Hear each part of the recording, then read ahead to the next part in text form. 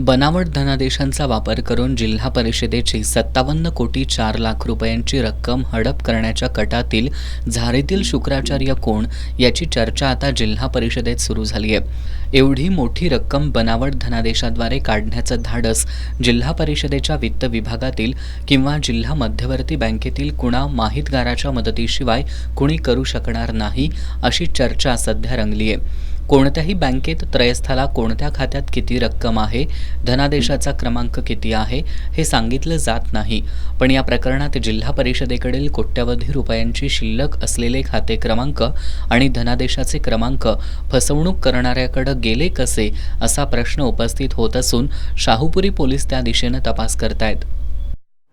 मुख्य वित्त व लेखा अधिकारी यांच्या खात्याचा बनावट धनादेश व स्टॅम्प बनवून आणि त्या धनादेशावर खोटी स्वाक्षरी करून 3 चेक हे संबंधित बँकेमध्ये भरून जवळजवळ 57 कोटी रुपयाचा अपहार करण्याचा प्रयत्न केलेला आहे।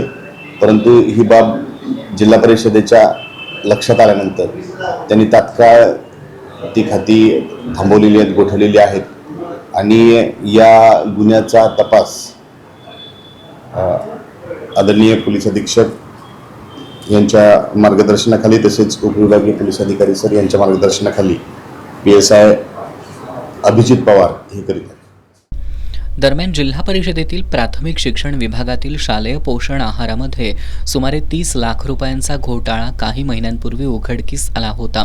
ही घटना ताजी असतानाच 1-2 कोटी नव्हे तर तब्बल 57,4,00,000 रुपयांना जिल्हा परिषदेला चुना लावण्याचा प्रयत्न झाल्यानं आश्चर्य व्यक्त होत आहे।